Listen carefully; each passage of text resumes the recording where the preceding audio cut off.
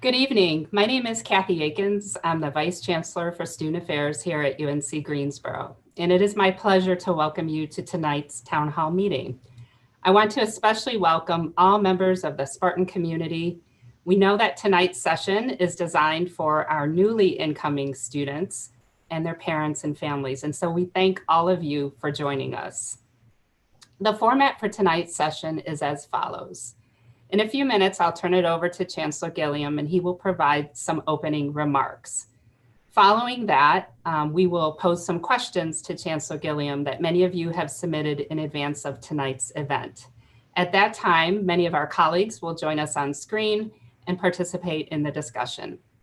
After that, we'll save some additional time in the second part of the meeting for questions that folks are still submitting now. So, Chancellor Gilliam, I will turn it over to you.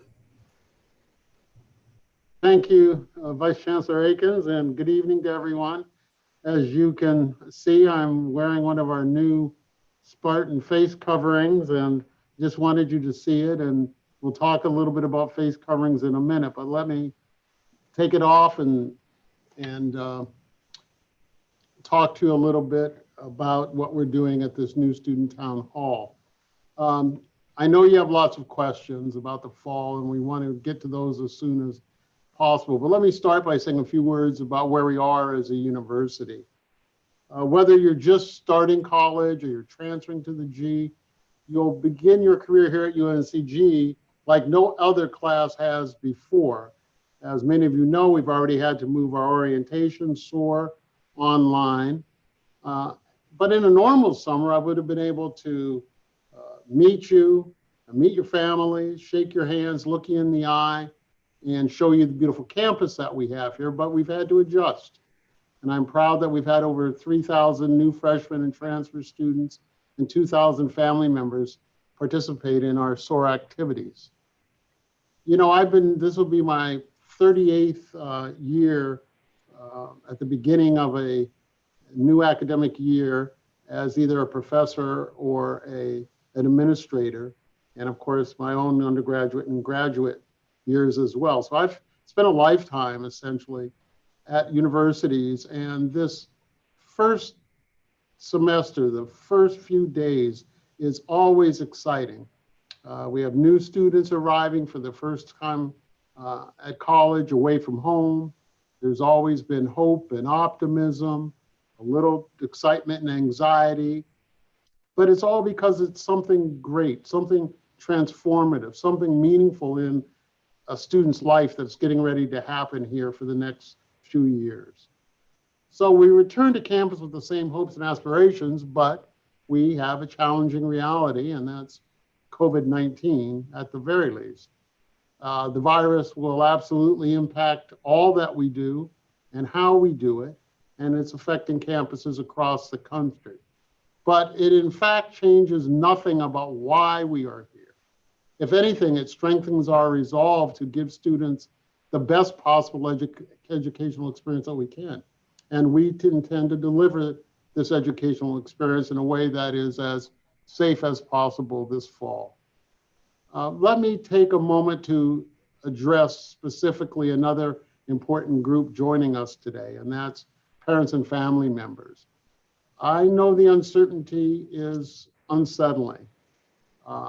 We know you're worried about how all of this impacts your student.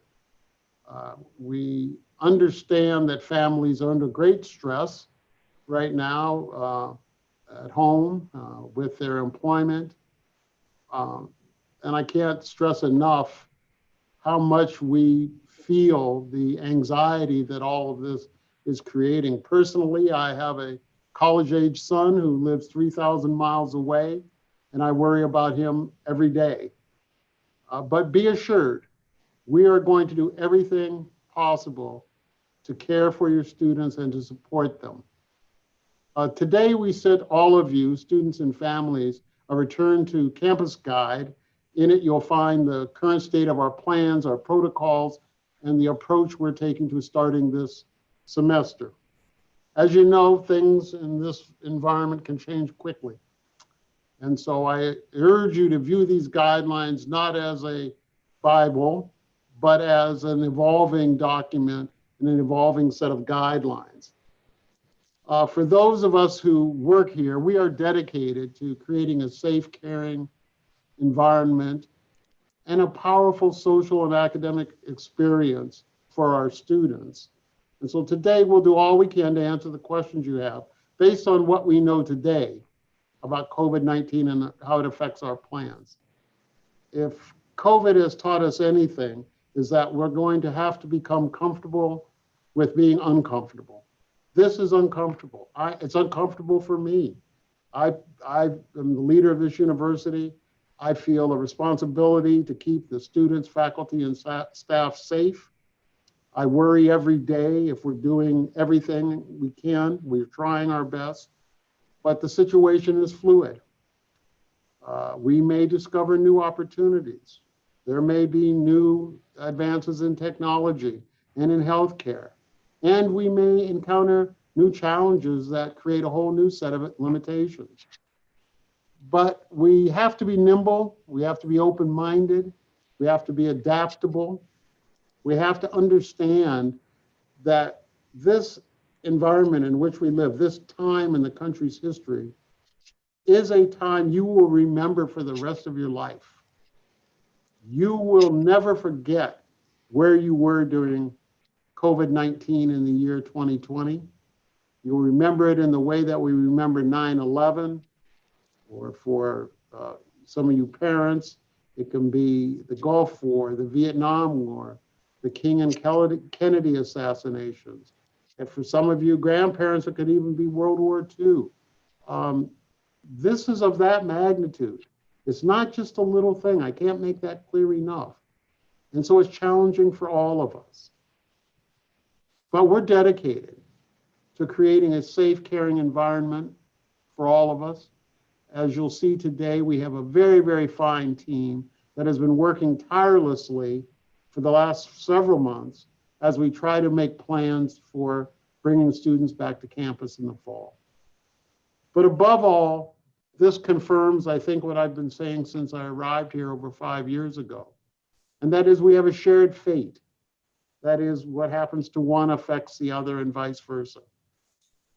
We now know it with face coverings in particular. It really, really is a shared fate. We have a responsibility to our broader community. We have a responsibility to our classmates if you're a student. We have responsibilities to the faculty and staff as they do to us. We have a responsibility to the community here in Greensboro. Many of our students will live off campus and will live out in the community, and they have a responsibility there. This will only work if we take collective responsibility. It's the only way this works. It's the only way things will get better. So we're going to talk about a set of community standards that we're putting in place. You'll see many of them in the Return to Campus Guide. And in particular, I'm of the mind, if you've seen any of the studies, the significance of face coverings. If you've seen any of the scientific experiments with infrared, you see the spread of the droplets. Face coverings making a huge difference, as do other safety precautions that individuals can take. Wash your hands frequently. Keep your distance. I know it's hard. You're in college, but you're going to have to adhere to these things if we're going to get through this. But think about the positive impact we can have if we do this together, if we make smart and thoughtful choices each day. This is a different time and requires a different response. And if we do this, you will find that you'll get the best possible experience you can have here at UNCG. We can make that happen even in the face of the pandemic, but only by working together and by caring for each other as members of the same community. I appreciate all of you joining here this evening and taking the time. We have a bunch of submitted questions that we're getting ready to answer, but I want to pull in our panel of experts, if you will. I think they'll all start showing up on the screen here in a minute. And I don't see anybody yet, but I assume they're coming. We are all in different spaces. And I'm just sorry, I'm trying to get my Panel screen of experts, if you will. right. So Sorry about that. I think the Oh, am I still there? I hope so. Am I still there, Kathy? Yeah. Yes, you're good. I'm trying to maneuver several things at once. I have a panel of experts here with us, and let me say who's on the call. Now I got to get the document back up because I put it. Okay. So you've met Kathy Akins, the Vice Chancellor for Student Affairs, and she and her team will answer a lot of questions. Jim Coleman, the Provost and Executive Vice Chancellor, who joins us now, has been here for a few weeks from the University of Arkansas. Julia Jackson Newsom is the Associate Vice Chancellor for Strategy and Policy, and who's been the point person on our COVID response. Brett Carter, who's Associate Vice Chancellor and Dean of Students. Andrew Hamilton, who's the Associate Vice Provost for Student Success and Dean of Undergraduate Studies, and has been doing yeoman's work trying to figure out the class schedules. Dr. Tracy Mcmillian, who's our Student Services Medical Director. Maria Anastasio, who is our brand new Associate Provost for International Programs. Samir Kapshwari, that is our new Associate Vice Chancellor for Facilities, not that new. Tim Sloan, who's the Director of Environmental Health and Safety. Tim Johnson, who is the Director of Housing and Residential Life. Kim Souza Peoples, who's our Senior Director of New Student Transitions and First Year Experience. And Scott Millman, who is our Associate Vice Chancellor for Campus Enterprises. So at this time, it's time to start to answer some of the questions. Okay, Chancellor, we had a number of questions that were submitted prior to today, and there's a lot of questions from students and family members that are focusing on two big issues. One, the decision to go fully online or not, how that decision was made, and the other is in regards to refunds. So can you start us off by addressing these two issues? Certainly. Look, I know these are the two biggest issues for all of our students and families, and they're big, big issues for us too. And the uncertainty and fear and stress that addressing these issues causes is extremely important.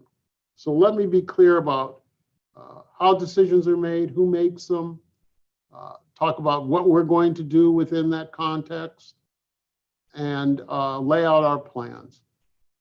So just to be clear, although most of you know, we operate within the University of North Carolina system. There are 17 institutions in the state of North Carolina. They all report to a system office that has a president, and some of you may know we have an incoming president August 1, Peter Hans, who had been the president of the North Carolina Community College system. The system office reports to a board of governors, and they're appointed by the North Carolina state legislature. I know it's a lot of layers, but I need to lay this out for you. Policy decisions about going fully remote and policy decisions on refunds are made at the system and UNC Board of Governors level. That is, the local authority, me, our campus, gives way to the system office and the Board of Governors. That being said, let me talk about the mode of instruction first. The University of North Carolina System Office has instructed us to open face-to-face. We are trying to figure the best way to do that with appropriate safeguards. And we'll talk about that. I will say about a third of our classes are fully remote. About 55% or so are face-to-face, and 11% are hybrid. So we'll talk a little bit more about how we got to those decisions and that distributions here in a minute. Let me talk about refunds for a minute. I know it's most on your mind. We will do whatever we can with whatever resources we have available to help our students and to ease the financial burdens. This is especially true and of real concern for those students who are most at risk and most vulnerable. And just as we did in the spring, we'll make sure that no UNCG student is left without a place to live. So if you don't have a home, there's a home you can't go back to, we will find a way to keep you here on campus. However, this decision gets made at the UNC system level, whether or not we'll refund housing. Let me read the system guidance on housing and dining. They issued guidance to all 17 institutions about the possibility that housing and dining refunds would not be available. The possibility, and as they say, particularly without state or federal financial relief. If COVID-19 further impacts students and forces them to leave campuses, and we have to go to remote learning, we're going to have to follow the UNC policy guidelines. We will do everything we can to make students whole. But the interpretation we've heard out there is that this is a definitive decision not to issue refunds under any circumstances, and that's just not true. If we're able to offer financial relief, we will, in the form of refunds or other kinds of measures. And we'd certainly like to be able to do that. But the current economic environment and its uncertainty and the spread of COVID precludes us from making any definitive decisions or commitments now on future refunds. And as we know more, we'll let you know. But I want to say, if we can find a way to offer financial relief, we will. We're trying to support our students. Let me say something about tuition and fees, and let me start by reading the UNC system policy verbatim. As has always been the case, tuition and fees are charged at the beginning of the semester and will remain in place regardless of any changes in instructional format. Tuition and fees directly impact our ability to provide meaningful education and programs, experiences, and services, and will not be refunded in the event that the instructional format changes for any part of the 2021 academic year. Okay, so let me take a step back and talk a little bit about how fees work. The UNC system office asks each campus to submit their proposed fee structure and their dollar amounts. We have to get approval from our local board of trustees, each campus has one, and then the board of governors. And these proposals must be informed by student and faculty feedback, and that's the case here at UNCG. Kathy, you just want to say a quick word about student involvement in the fee proposals? Yeah, we have both undergraduate and graduate students who are part of that committee and part of that recommendation that is then made to you about fees for the following year. Right now, the system policy is that fees and tuition won't change even if our mode of instruction does. But you have to understand, fees support programs, services, facilities on campus and online for which state funds are not available or cannot be used. You have to understand that some fee money, some state money cannot be used for certain things. Fees are necessary to serve our students while they are here, and they help protect, maintain, operate the campus, even when they're not. So let me just tell you some of the things that fees support. Student government activity, virtual events, health services, counseling and expanded access to mental health counselors and clinical services through telehealth, the Elliott University Center, the Kaplan Center, campus safety, training and workshops for faculty to make online classes more robust, and instructional spaces that are appropriately physically distanced and newly outfitted with technology specifically designed for online learning. We've spent a lot of money putting what's called captured technology in the classrooms to help with the online educational experience. And just to be clear, we don't make a profit. We are a nonprofit. So we invest everything we can into the service of our students and our university community. So when any of the funding sources are cut or reduced or lost, it really affects our ability to deliver on our real mission of access, excellence, and impact. Reductions may result in physical facilities closing, academic programs being canceled, people may lose jobs. This is sobering, but it's very real. We know this is a key issue for our families, and we know that it's extremely stressful for our students. We're sharing your feedback with the system office. The chancellors meet tomorrow morning with incoming President Hans, and we will express our concern about this and communicate what our students and families are saying. And we'll certainly communicate with you all if we find any changes in this policy. We know it's not ideal, but it's where we stand today. Kathy? Thank you, Chancellor. Going back to the first issue that you talked about, can you address a little bit in terms of how decisions are made on the campus, those things for which we have local control as it relates to both the mode of instruction and to other issues of health and safety on the campus? Sure. So we have been working really since the spring on trying to develop policies and protocols to make our campus as safe as possible. So this is going to sound a little boring, but I think it's important to know how extensive this planning is. We have a number of weekly planning groups. We have our core COVID team, which is emergency health and safety folks, facilities folks, student health, emergency management, and as I said, it's headed by Julia Jackson Newsom. We have a case management team. It's about 30 folks from all across campus. We have a COVID operations team, which is about 60 people from across campus.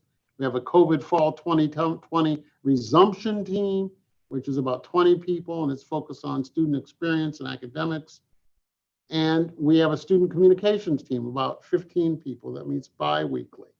In addition, we're meeting regularly with the Guilford County Public Health officials. We have been meeting with our primary healthcare service in here in Guilford County, Cone Health. And for all of these groups, we have subgroups that report up to these, to the core groups I've listed. And all of these folks report up to our Chancellor's Council. So we have been planning nonstop for the last few months with a broad range of experts, and many of them the leaders you see on the phone. A phone. What am I? I sound old-fashioned here. Maybe I can dial the Zoom here. So we've been working.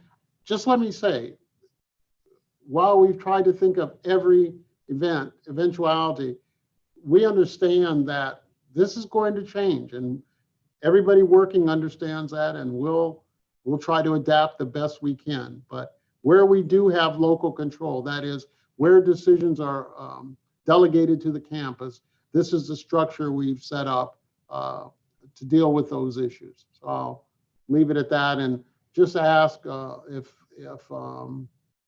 anybody else on the call wants to weigh in on this. I'm sorry, I can't see you for some reason. Does anybody have anything they want to add? Okay, I think you covered it well, Chancellor. The next question I want to ask is, we know that students are certainly excited to start college and have that experience, but we had a number of questions from parents asking, how is the university going to support their child during these difficult times when we know students are challenged both by the pandemic as well as the issues that are happening around racial equity in our country?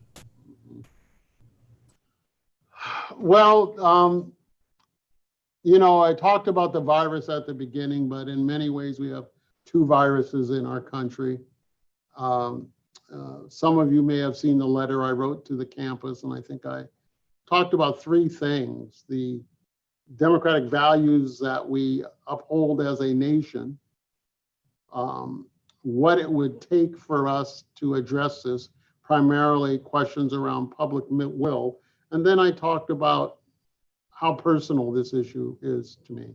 As I said, I have a college-age son in Los Angeles I worry about on these issues. I've faced many of the challenges that people are talking about myself. Here at the campus, we have a racial equity initiative headed by a faculty member who is our past faculty senate chair. She has started at least to lay out what we might do from a campus-wide initiative point of view. But I know Student Affairs has specific support services for particularly for undergraduate students. Kathy, you want to say a word about that? Sure. I appreciate this question being posed because we know that, we think about the university experience for college students, especially starting new, already comes with its own stressors. And when we layer these other things on top of it, I think we recognize that as a university, we have to be prepared with extra support to help meet these challenges students are experiencing. I think we have certainly always thought about ourselves as in terms of the faculty and staff here at UNCG, is really creating a culture of care for our students. We believe that it's our role to support students and find ways to help them be successful. And so just a couple of things that I would highlight, specific to the situation that we're in now is we know that many students will be dealing with emotional and psychological challenges as a result of what is happening. And so I just want to remind everybody that we have a very strong counseling center that continues to meet with students through telehealth, both individually as well as through groups. And I know many of our students benefit from that service. We also have a Dean of Students office, which kind of operates as a one-stop place for students who may be experiencing personal hardship or crisis and could use some additional support.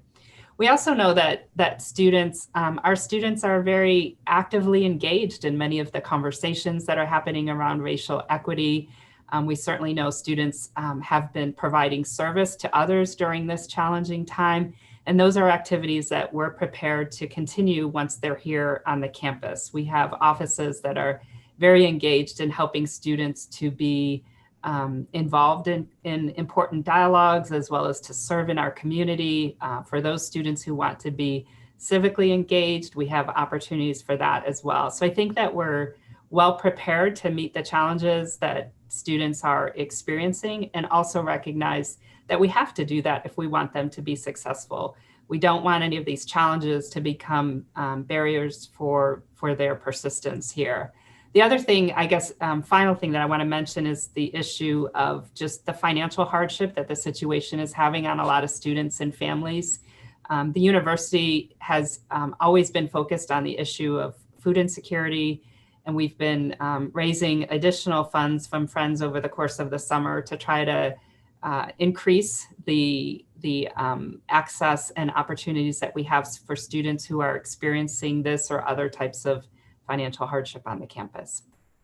I don't know if my colleague, Andrew Hamilton, may have something that he would like to add to this as well. Sure, Kathy, thanks. Just very quickly, for the parents and students out there, one of the things we're doing is identifying courses that students can take if they want to intellectualize and think about the situation that came to light over the late spring and early summer with inequality all around the country. One of the things that we really do well here at UNCG is provide opportunities for intellectual transformation. So we want protesting is important and effective, but we also want students to understand the power of arguments and long-term advocacy. So for instance, we've made some changes to our first year experience course so that students can get a look at the way scholars take up questions like, what do we owe one another and how ought we to live?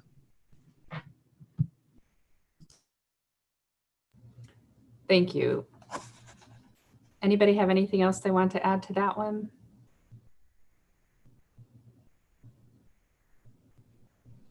Okay, we'll move on to the next question then. We received many questions from parents and students about housing. Everything from what happens if students have no place to turn to when we go remote, What is it going to be like in terms of guidelines in the residence halls? What happens if a student tests positive? Any of those questions, a number of those questions have been asked. So can we hear a little bit more about the housing experience? Well, and I'll turn it over to Tim Johnson, our Housing and Residence Life Director, and he can get into some detail. But I want to say something about the first issue raised. People might remember when new students went, when we went remote in the spring, we had a number of students who had no place to go for lots of different reasons. Either they didn't have a safe home environment or they had no home environment. And so there was not one student who did not have housing. We kept a number of students on campus. And so we are willing to do that again this term. We'll work with students to ensure they have housing. But that aside, we've instituted a wide range of protocols that will help students stay safe in the housing and make sure that we keep the residential halls appropriately clean. Tim, do you want to fill in some details there? I'm sorry I'm going on and off here with my camera folks. I'm having some trouble seeing people. So I'm going to disappear while Tim answers and then see if I can get it fixed. Thank you, Chancellor Gilliam. My name is Tim Johnson, and I am the Executive Director of Housing and Residence Life. Housing has been really busy working to prepare for students' safe return to campus. One of the first things we've done is we've restructured our move-in process into 2 stages to limit the number of folks that are moving into any one building at any one time. The first stage is called Stop, Drop, and Roll. And I'll just tell you, if you're a residential student, you've not already signed up for Stop, Drop, and Roll, please log into the Artemis from the housing website to sign up for a time. And that's going to start this Saturday, and it runs for about 10 days straight. As far as kind of keeping the residence halls clean and safe, our housekeeping staff is treating all the common areas with electrostatic sprayers, and we've increased the cleaning in all common areas. We're also wiping down all high-touch areas multiple times a day. In the bathrooms, we've installed disinfectant wipe dispensers so that students are able to wipe down an area before they use it. So you can go and pull a wipe down and wipe down the counter before you brush your teeth or shave or do whatever. In addition, we've installed hand sanitizer dispensers, the entrance to every building. Sorry, dog's been.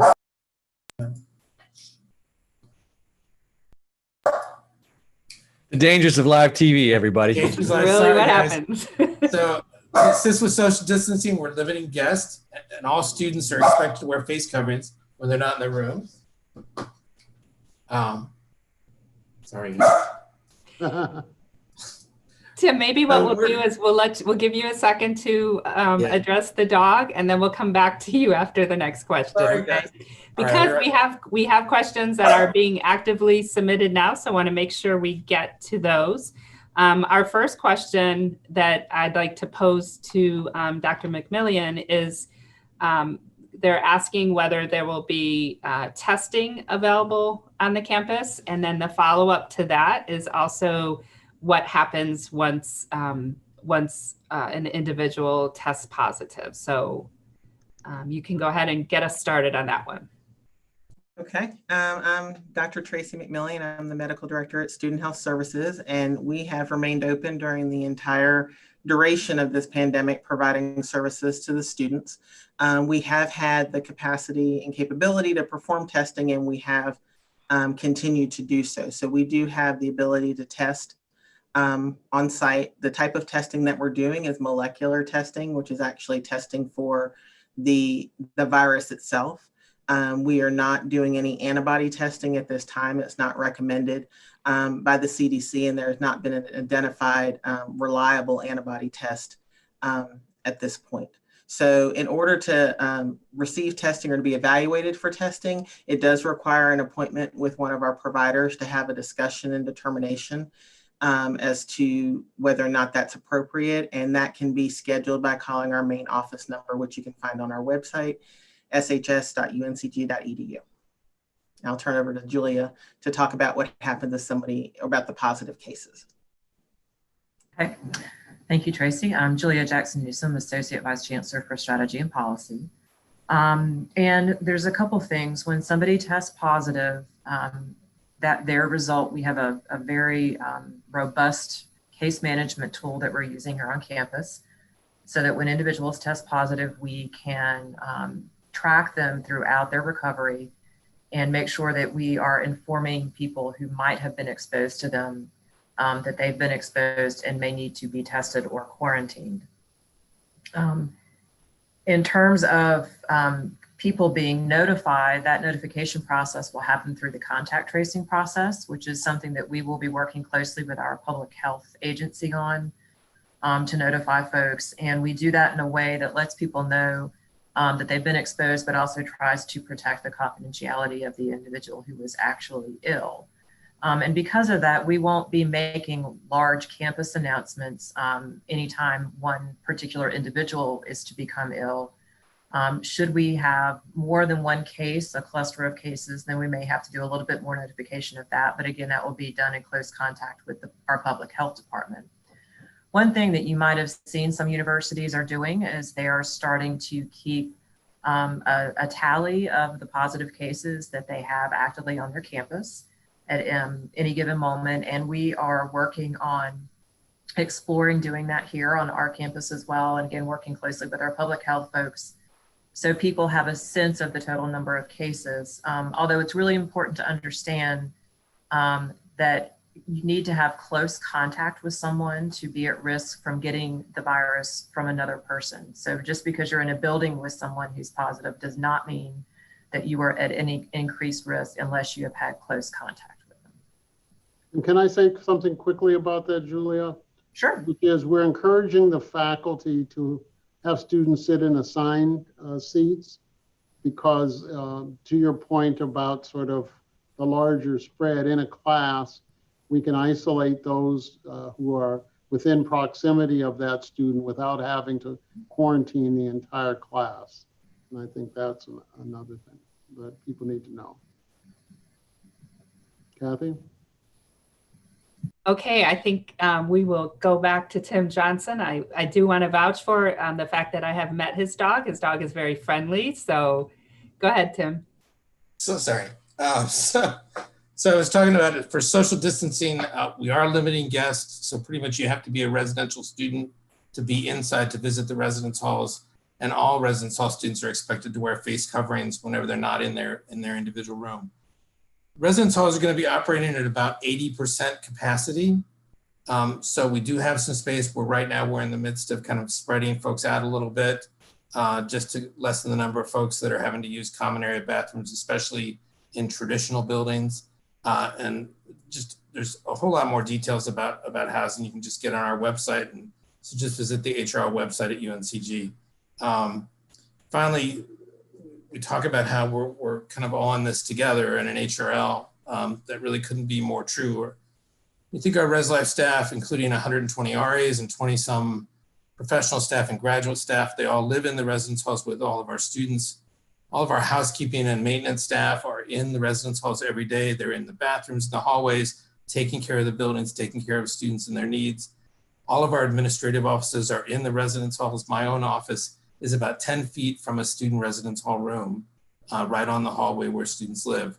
So we are truly in this together with you, and we're going to do everything we can to make it as safe as it can be for you and help you be successful this year. So I'm looking forward to seeing a lot of you coming in on Saturday to drop off your stuff. So thank you. Thank you, Tim. We know that your team has been working hard to ensure that we're able to safely welcome students. And so we appreciate all the work that they are doing. The next questions I would like to pose to my colleague, Scott Millman. Scott, people are asking specifically about what transportation is going to look like on the campus and what they can expect in dining as well. Thank you, Kathy. Good evening, Spartans. I'm Scott Millman. I'm the Associate Vice Chancellor for Campus Enterprises and Real Estate.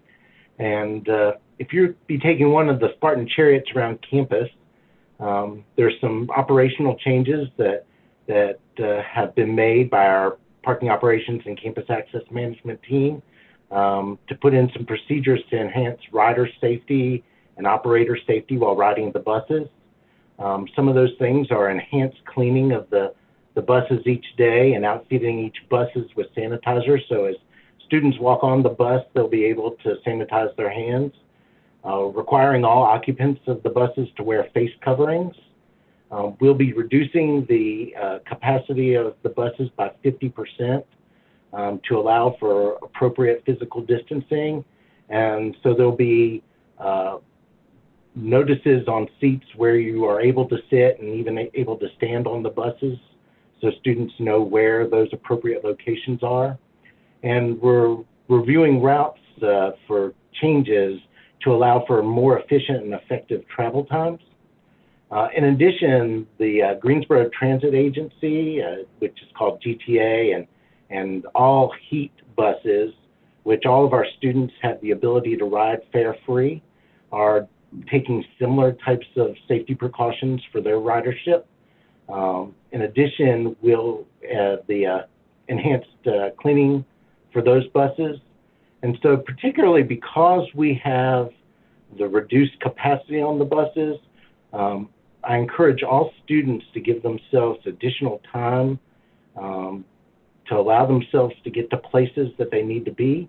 And so whether they're using either campus or city transit. As far as dining, the dining team has established some solutions on campus that will allow our students to eat well. And these operations plans were developed by using the best guidance from the CDC. And each of these plans were approved by the Guilford County Health Department, which certifies all food operations in the county. And so some of the approaches that we'll use to serve our students, Fountain View Dining, which is the main dining hall on campus, will only be available for students with a meal plan and have swipes.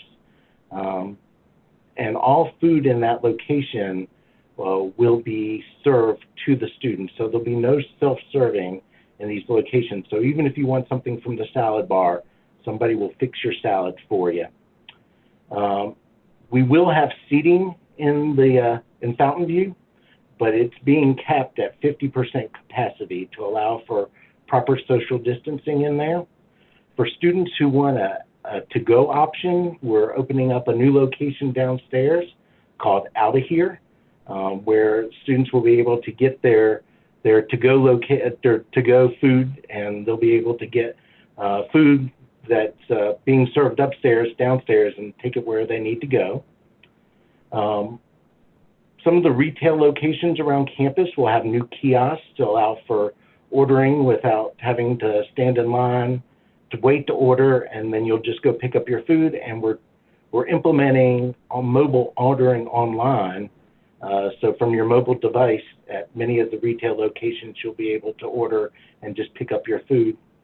One of the things that we're suggesting is for students to either have a meal plan where they're able to use either swipes or what we call flex on campus, which are declining balance accounts, or use some sort of card to pay for things so we can reduce the amount of cash handling, which will reduce the touch points for people to spread COVID. Now, there are a lot of safety and enhanced cleaning things that are being done for dining. And for those of you who want to read more about this, I invite you to look to the Return to Campus Guide, which spells out all of the enhanced cleaning and safety precautions that we're taking in dining. Thank you, Scott. It's great to hear about all of those precautions and also all of the great dining options that our students will have available. We're also getting some questions from students asking if they want to make a change to their schedule at this point, perhaps moving a class from in-person to online. Is that something that they're able to do? And so I'll turn that over to you, Andrew. Thanks, Kathy. Yeah, so we've built a maximally flexible schedule for students and engineered it such that students have much more control over their academic lives than they've ever had before. We've got about 1,000 more so far courses online than we did last fall. So if you're looking at your schedule and trying to think about changes you want to make, you're going to run into the problem if you try to build an all online schedule that some courses that you want probably don't have an online section. So if that happens to you, you can look yourself in Genie, or you can go to this convenient website. I just made this, success.uncg.edu/online schedule request. And that will get you a form you can quickly fill out that will alert the folks in the advising office that they have a student who's looking for an all online schedule. So we can't guarantee that we can build an all online schedule for you. We just don't have the capacity to offer every section of every course, both as in person and online, for every student to choose. But we are going to bend over backwards to give students what they want with respect to their schedules. Okay, thank you very much, Andrew. Our next question, and there you have the website.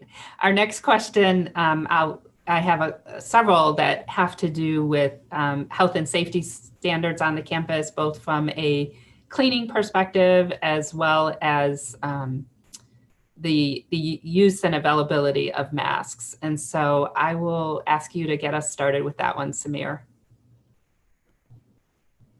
Good evening, everyone. I'm Samir Kapileshwari. I'm the Associate Vice Chancellor for Facilities. So at UNCG, we are focused on delivering holistic strategy to address safety on campus, from procurement and distribution of community protective items to enhanced cleaning protocol and maintenance protocol. So as far as the enhanced cleaning protocol is concerned, we are using CDC guidelines and EPA approved cleaners, which would include following actions like disinfecting the high touch areas multiple times per day in public areas, including the doorknobs, the hand railings, the elevator call buttons. We will use electrostatic spray disinfection periodically in common areas and upon request. All the classrooms will be cleaned and disinfected multiple times a day as the class schedule allows. The restrooms, similarly, we will be disinfecting multiple times a day, and also using machine-aided cleaning systems in heavily used restrooms. We'll be also providing disinfecting wipes for faculty and staff and students to use in their immediate areas. But this is to supplement what the housekeeping staff will be doing. But again, this is just on the cleaning side. On the maintenance standpoint, a lot of you probably are wondering what we are doing for our heating, ventilation, air conditioning system. So our focus continues to remain on filtration, dilution, ventilation, and maintenance. So we have computer maintenance systems, which we are making sure all the air conditioning systems are working okay. And then all the fresh air requirements of the building are satisfied. Also making sure all the filters are in place. And in many cases, we have the MERV 13 filters available. So a lot of efforts are going on all the cleaning and the maintenance aspects. And let me introduce you to our Director for Environmental Health and Safety, Tim Sloan, to talk about a little bit about assessments and the community protective equipment like face coverings. Tim? So, hello everyone, I'm Tim Sloan. I'm the Director of Environmental Health and Safety here at UNCG. Face coverings will be in abundance when you arrive on campus. They'll meet you at your residence hall. If you're moving into our residence hall starting Saturday, they'll be at a variety of kiosks and places on campus to be distributed to our commuter students. They'll be on our buses as well. So if your first experience on campus is driving in and taking a bus to main campus, we will have some to distribute to you there. So face shields will be in a variety of settings. Regarding classrooms, I think we've hit on this a bit already, but we have physically distanced the classrooms already.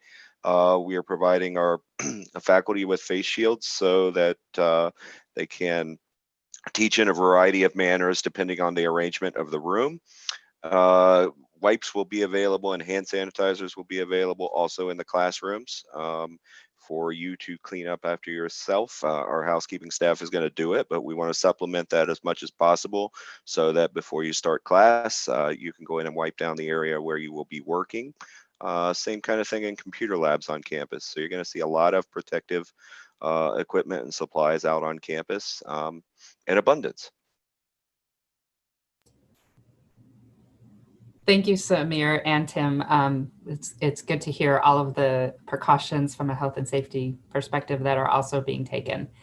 The next question I want to pose to the group comes from a parent, and I'm assuming that many parents have this on their mind, but this particular parent has indicated that their child's first introduction to the university will be when they come to campus. They obviously, many students were not able to visit us. And so the parent is asking about what sorts of things might be done to help acquaint the students with campus and especially even where their classes are held. So Kim, I'll turn that over to you. Thanks, Kathy. Hi, I'm Kim, new student transitions and first year experience. So we hate that you didn't get to come to campus for SOAR this summer, and that's the time that we usually are able to show students around campus. So we know that you might be a little anxious about where things are, commuter students where to park, residential students you'll be in for a few days and be able to kind of get the lay of the land, but we are planning SOAR, the campus edition. We'll have sessions on the 11th and 12th for commuter students, the 13th and the 14th for residential students. As a matter of fact, you'll be getting an email tomorrow with a link to sign up for your session time. We're very aware with as many new students as we have of keeping groups of students small and manageable. We will be requiring face coverings. We will have some to hand out as well. But during that 3-hour block, students will be led by our student orientation staff, our Spartan orientation staff, who are students who you met during the June virtual SOAR program. So we have some swag to hand out to students. We have a lot of stuff that we didn't get to give you this summer, so you're going to get some of that when you come on campus. We're going to hopefully be able to show you through and into a classroom so that you can get a little bit of a lay of the land, what the setup is like and how we expect students to use the classroom spaces. We'll show a presentation during that time that'll teach students about how to get into Canvas, how to read a syllabus, our academic integrity policy, as well as some other things. And we'll go over some of the expectations for how to move about campus in a COVID world. We'll do a few other fun things. We recognize that this is an exciting time for students. And while COVID is very serious and we need to follow all the guidelines, we also know that, these students have been waiting for a long time to be 18, 19, whatever, and come off to college. And so we want to provide some fun as well, and to let you know that we're excited that you're here and that you're a Spartan.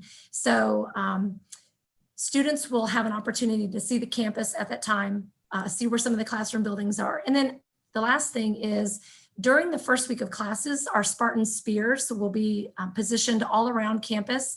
They wear bright lime green shirts, you can't miss them. They stand on various stations around campus, kind of where we know students might get a little lost, and we help them read their schedules, help point them to the right location. We'll also be able to hand out face coverings for students who arrive to campus without them and need an extra one. So you can look for Spartan Spears all over campus that first week of classes as well.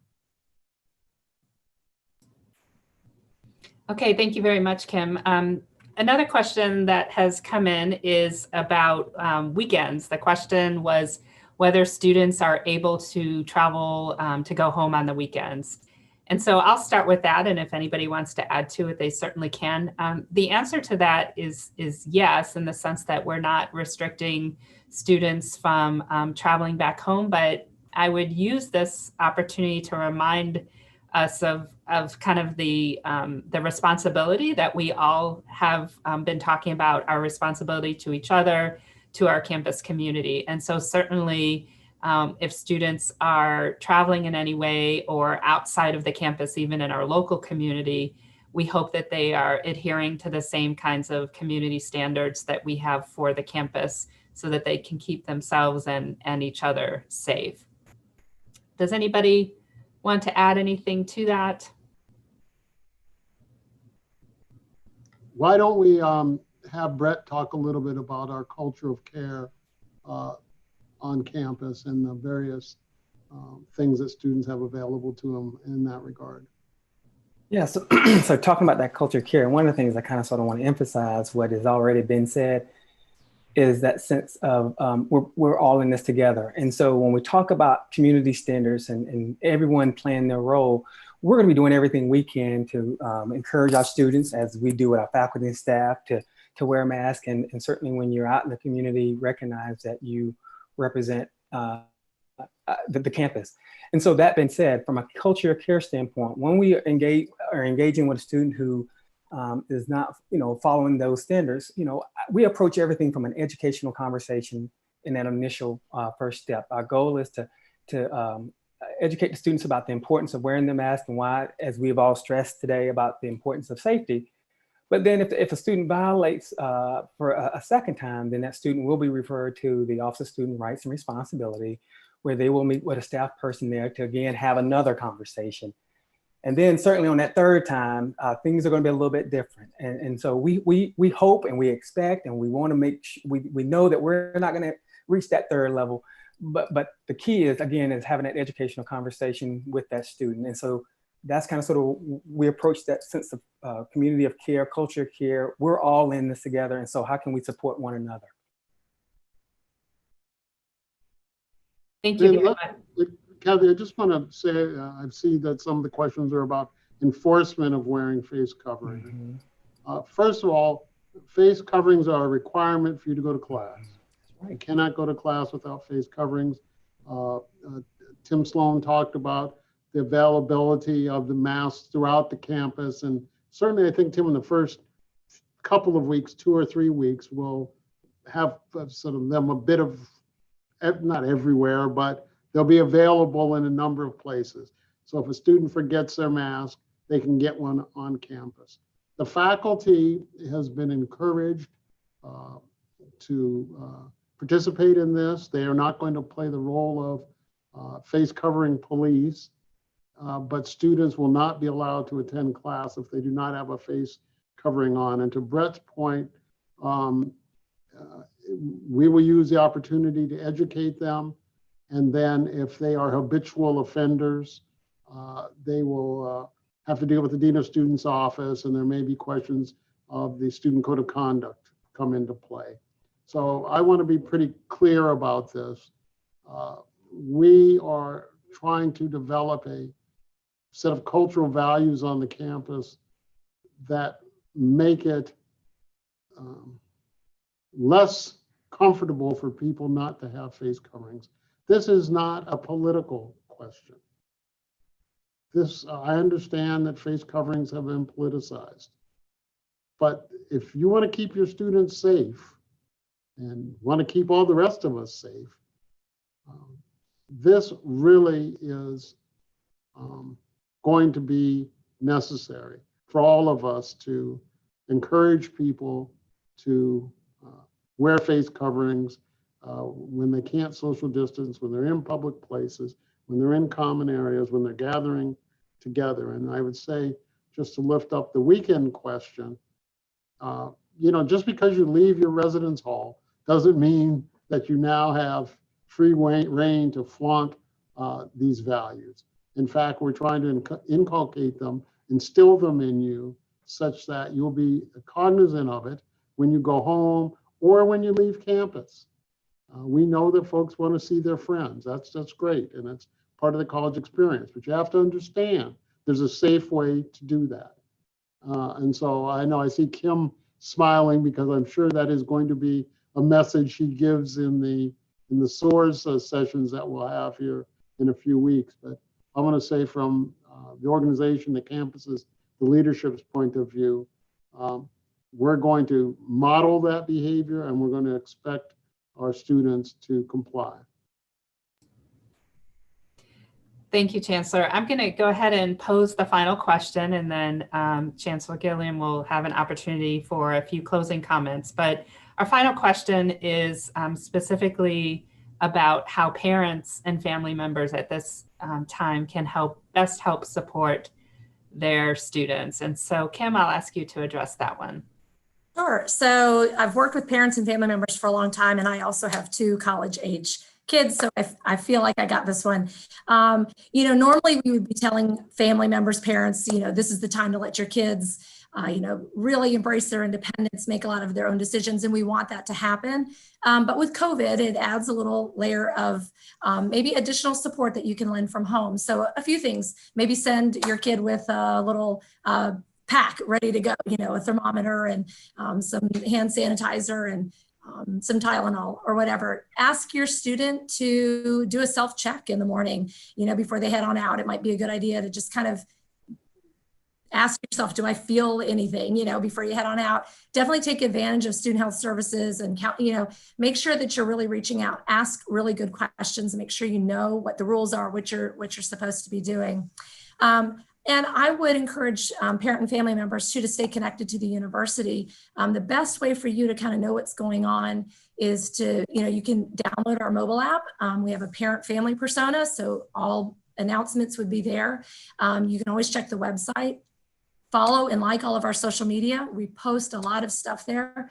But given this time, I think your students, every year we know students are stressed, and it's a really big time in their life, and there's a lot going on. This year, it's just going to be a little bit additional. So I would also just, kind of check in with them from time to time, give them their independence, let them figure some of this out. But I would be listening a little bit more carefully this year, maybe.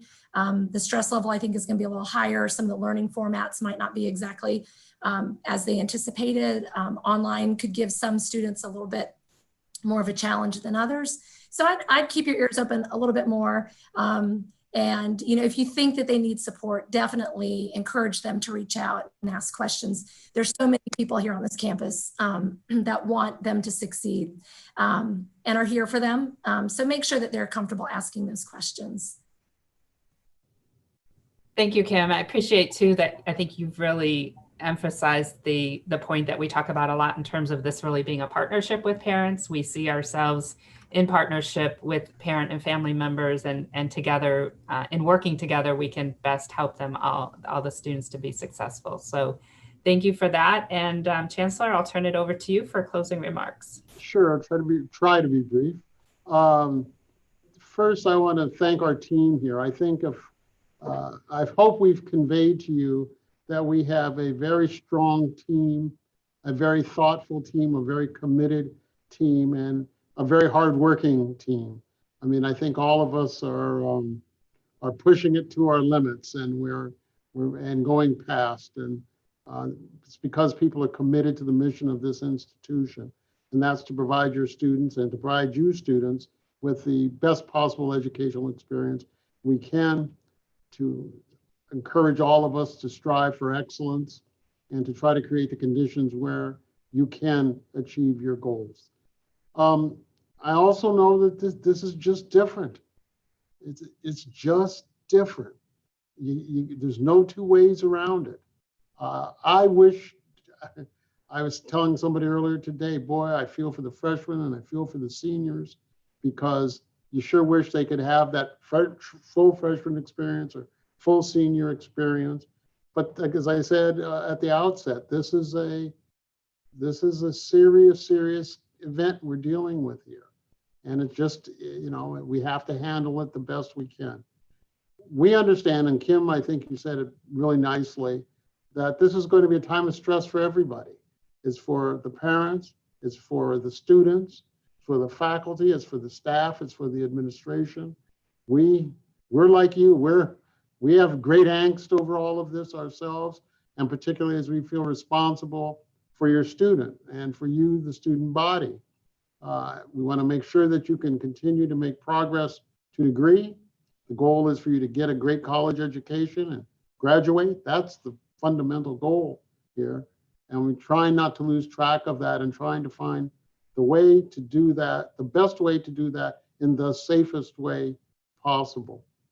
So I want to encourage everyone to, I think Kim said, and somebody else said earlier, the mobile app is a great tool. If you want to find out what's going on campus, you can get it on your phone. I think it's posted in the Return to Campus book. You download it, it's free, it's easy to use, and I think contains a lot of information. And so I'd encourage you to do that. We've encouraged our faculty. Provost Coleman hasn't said anything here, but I know he's talking to his faculty to encourage them to be flexible during this period.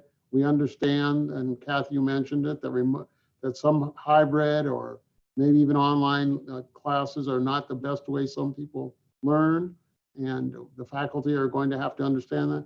One of the other things we haven't talked about tonight is the resources that we've put into the faculty and their development, because last spring we just pivoted to online in 5 days. People didn't have any time to think about really how they deliver online education. We've had a few months now to think about it. If we had more time, Jim and Andrew and others would talk about the workshops and the trainings and the peer circles that we've had for faculty so that they can really learn how to be good online educators. The difference between putting your class online and being a good online educator. And we're trying to get our faculty as a group to become good online educators so we can continue to provide you with the most robust academic experience you can have. And finally, let me just say that I'm excited, even through all of this, I'm excited about everybody returning to campus. It's just a great time of year. Even in this pandemic, we have to understand that we have to move forward the best we can. And I'm still excited. One of the things I'm going to miss is move-in, because it's one of my favorite times of year. Some people accuse me of not actually lifting anything. I lift spirits is what I do. I'm too old to lift boxes and foot lockers because I'll end up in student health myself. But it's a great time of year. We welcome you into the Spartan family. It's great to be a Spartan. You see all these people committed. Kim, I'm glad that you're going to have some swag for the students. When I see students on campus, I'm very pleased when they wear UNCG gear, and I am very displeased when I see them with gear on of any other university. And on typical first part of the year, I travel around campus in my golf cart with a bunch of t-shirts in the back and encourage students to cover up that foreign university's t-shirt and put on a UNCG one. So we're here for you. And I want to say one last thing, and Kim, you said it best. Under normal circumstances, I would encourage students to get help. We have so many services to support you. Kim's shop, Andrew's shop. We have so many services to help you get through your experience the best way you can. I think the hardest thing, and I've been doing this for a long, long time, the hardest thing for students to understand is that when they feel like they're struggling, get help. Whether you're struggling mentally, academically, socially, we have people who are there, who are professionals, who can help you. And in this COVID environment, it's maybe emphasized even more that if you start to feel like overwhelmed, if you are confused, go see somebody, seek assistance. That's what people are here. I think the thing that all of us have learned over our careers is when we don't know the answers, when we're confused, we go talk to somebody. There's no shame in that. And I go and talk to these people on the screen and ask them, hey, help me out here. I need to know about this or that. So use us, use our facilities, use our services. And I look forward to seeing all of you later this month, some of you, I guess, next week. Kathy, will they be starting to do a stop, drop, and roll? Isn't that what we're calling it? So I'll kind of try to see if I can be around a little bit and do some waving. But we're looking forward to seeing you all. And go Spartans.